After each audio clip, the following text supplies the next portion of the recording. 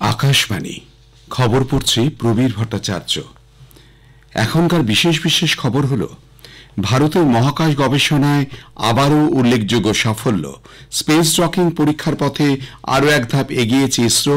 সফল উৎক্ষেপণ পিএসএলভি C-60-র। ভারতের বৈদেশিক মুদ্রার ভাণ্ডার 700 বিলিয়ন মার্কিন ডলার ছাড়িয়ে যাওয়ায় ভারত একটি উল্লেখযোগ্য মাইলফলক অতিক্রম করেছে। জম্মু কাশ্মীর, হিমাচল প্রদেশ, লাদাখ, গিলগিট, বাল্তিস্তান এবং মুজাফরাবাদে আজ শৈত্যপ্রবাহের পূর্বাভাস আবহাওয়া দপ্তরের। ভারত নেপাল সামরিক মহড়ার অষ্টাদশ সংস্করণ আজ থেকে সে দেশের রূপংদেহির সালঝাঞ্জিতে শুরু হচ্ছে। বাংলা আজ জাতীয় ফুটবল সন্তোষ ট্রফির ফাইনালে কেরালার মুখোমুখি হবে। ভারতীয় গবেষণা সংস্থা ইসরো গতকাল রাতে স্পেস ডকিং এক্সপেরিমেন্ট স্পারডেক্স মিশন সফলভাবে চালু করেছে। অন্ধ্রপ্রদেশের শ্রীহরিকোটা মহাকাশ কেন্দ্র থেকে ইসরোর পিএসএলভি C-60 রকেটের মাধ্যমে দুটি কৃত্রিম উপগ্রহ মহাকাশে উৎক্ষেপণ করা হয়। স্পেস ডকিং পরীক্ষার উদ্দেশ্যে ইসরোর এই অভিযান মহাশূন্যে তীব্র গতিতে ঘূর্ণায়মান দুটি বস্তুকে কাছাকাছি এনে জুড়ে দেওয়াকেই বিজ্ঞানের পরিভাষায় ডকিং বলা হয়।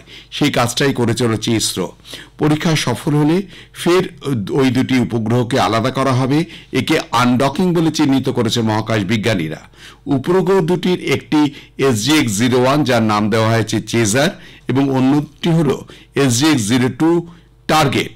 উৎক্ষেপণের 66 দিনের মধ্যে এই উপগ্রহ দুটি 470 কিলোমিটার বৃত্তাকার কক্ষপথে স্থাপন করা হবে। 10 থেকে 20 কিলোমিটার দূরত্বে একই কক্ষপথে স্থাপন করা হবে এদের।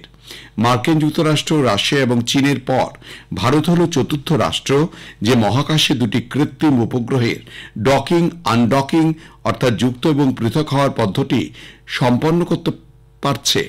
ভবিষ্যতে চাঁদ থেকে পাথর ও মাটি নিয়ে আসা এবং মহাকাশে ভারতীয় অন্তরিক্ষ স্টেশন গড়ে তোলার মতন বিভিন্ন পরিকল্পনা বাস্তবায়নে এই উৎক্ষেপণ সহায়ক হবে। সফল উৎক্ষেপণের পর ইসরো চেয়ারম্যান S সোমনাথ জানান যে উভয় উপগ্রহের প্যানেল সফলভাবে স্থাপন করা হয়েছে। আগামী কয়েকদিনের মধ্যেই চেজার নামে উপগ্রহ, SGX-01 এবং SGX-02 নামে টার্গেট 20 কিলোমিটার ভ্রমণ করবে এবং তারপর উভয় উপগ্রহ কাছাকাছি এলে ডকিং প্রক্রিয়া শুরু হবে।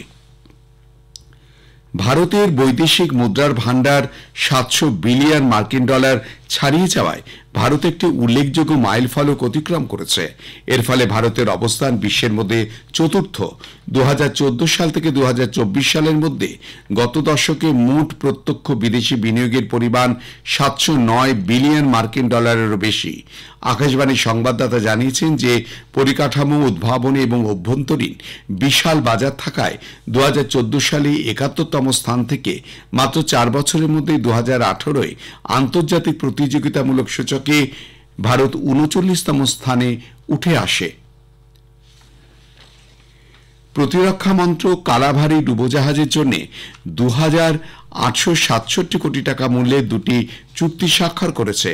DRDO AIP সিস্টেমের জন্য এয়ার ইন্ডিপেন্ডেন্ট প্রপালশন প্লাগ নির্মাণ এবং ভারতীয় সাবমেরিনের ইন্টিগ্রেশন এবং ইলেকট্রনিক হেভি ওয়েট টর্পেডো স্থাপনের জন্য এই দুটি চুক্তি স্বাক্ষর করেছে।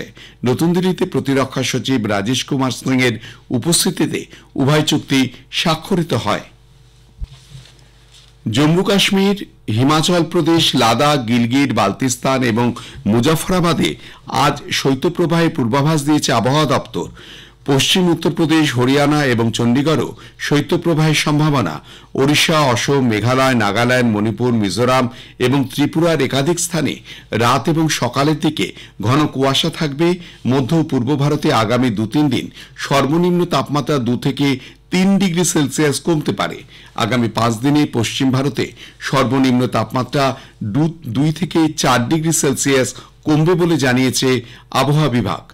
মান্নার উপসাগর এবং তৎসংলগ্ন কোমরিন এলাকা, দক্ষিণ পশ্চিম ও দক্ষিণ পূর্ব বঙ্গোপসাগর এবং শ্রীলঙ্কা উপকূল সংলগ্ন এলাকায় ঝোড়ো হাওয়া বয়ে যেতে পারে।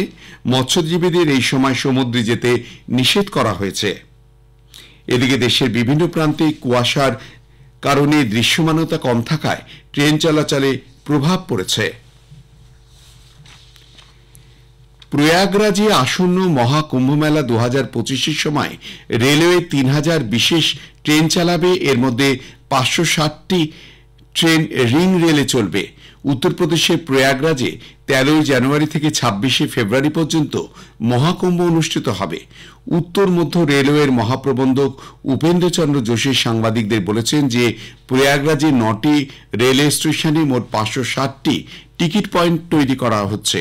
এগুলি হল প্রয়াগরাজ জংশন, সুবেদারগঞ্জ, নৈনি, প্রয়াগরাজ ছেউকি, প্রয়াগ জংশন, ফাফামাও, প্রয়াগরাজ রামবাগ, প্রয়াগরাজ সঙ্গম এবং ঝুনসি।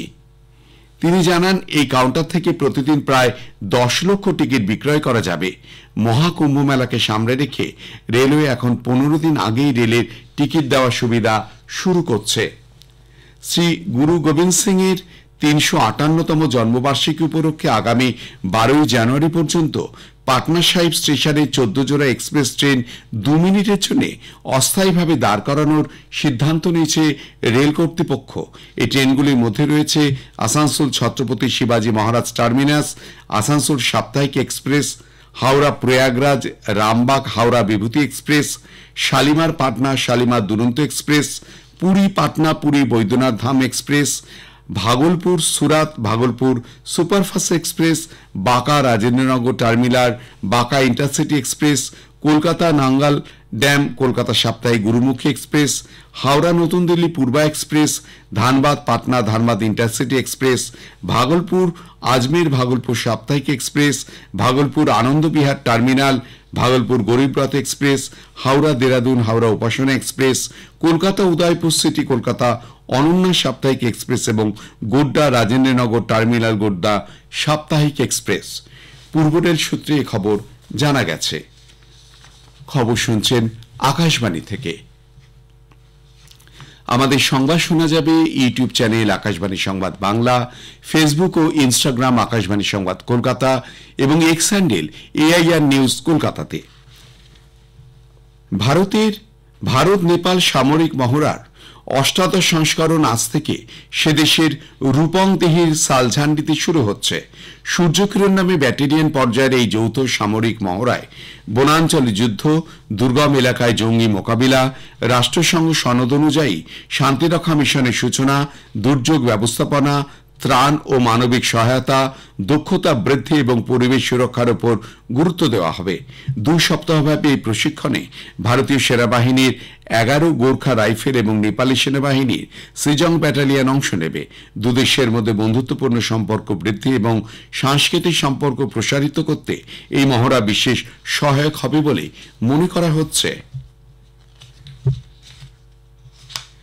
মার্কিন যুক্তরাষ্ট্র ইউক্রেনের জন্য সামরিক খাতে ও বাজেট সহায়তা বাবদ $600 কোটি সহায়তা প্রদানের কথা ঘোষণা করেছে। মার্কিন রাষ্ট্রপতি জো বাইডেন ইউক্রেনের অতিরিক্ত নিরাপত্তা সহায়তা বাবদ $250 কোটি দেওয়ার কথাও ঘোষণা করেছেন। মার্কিন রাজস্ব সচিব জ্যানেট এলেন বলেন, ইউক্রেনের ওপর রাশিয়ার আক্রমণ আরও যখন তীব্র হচ্ছে তখন যুদ্ধবিধ্বস্ত ইউক্রেনের প্রতি সহযোগিতার হাত বাড়িয়ে দিতে তাদের এই সিদ্ধান্ত। ইউক্রেনকে অতিরিক্ত বাজেট বরাদ্দ হিসেবে $340 কোটি দেওয়া হয়েছে। উল্লেখ্য, ডোনাল্ড ট্রাম্প নতুন মার্কিন রাষ্ট্রপতি হিসেবে শপথ গ্রহণের আগেই বাইডেনের এই পদক্ষেপ বিশেষ তাৎপর্যপূর্ণ বলেই মনে করা হচ্ছে। দেশের হয়ে যুদ্ধ করতে গিয়ে রাশিয়ার প্রাক্তন ফুটবলার আলেক্সেই বুগায়েভের মৃত্যু হয়েছে। 2010 সালে ফুটবল থেকে অবসর নেবার পর মাদক চোরাচালানের সঙ্গে জড়িয়ে পড়েছিলেন বুগায়েভ। সেই অপরাধে তাঁর 9.5 বছরের কারাবাস হয়। ইউক্রেনের সঙ্গে রাশিয়ার যুদ্ধ শুরু হওয়ার পর জেলবন্দি অপরাধীদের শাস্তি মকুবের সুযোগ দেয় পুতিন সরকার। এর শর্ত ছিল ইউক্রেনে যুদ্ধ করতে যেতে হবে। প্রশাসনের সেই শর্তের সুযোগ চুক্তিবদ্ধ হয়ে ইউক্রেনে যুদ্ধ করতে যান প্রাক্তন ফুটবলার। রবিবার তার মৃত্যু হয়। যুদ্ধ পরিস্থিতির কারণে বুগায়েভের মৃতদেহ রাশিয়ায় ফিরিয়ে আনা সম্ভব হচ্ছে না বলে জানা গেছে। বাংলা আজ জাতীয় ফুটবল সন্তোষ ট্রফির ফাইনালে কেরালার মুখোমুখি হবে। হায়দ্রাবাদের গাচ্চিবৌলি স্টেডিয়ামে খেলা শুরু হবে সন্ধ্যে 7:30টায়। শেষ করার আগে খবরে বিশেষ কিছু অংশ আরও একবার। ভারতের মহাকাশ গবেষণায় আবারও উল্লেখযোগ্য সাফল্য।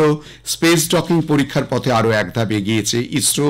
সফল উৎক্ষেপণ PSLV C-60। ভারতের বৈদেশিক মুদ্রা ভান্ডার 700 বিলিয়ন মার্কিন ডলার ছাড়িয়ে যাওয়ায় ভারত একটি উল্লেখযোগ্য মাইলফলক অতিক্রম করেছে। খবর শেষ হলো, এরপরে খবর স্থানীয় সংবাদ একটু পরেই।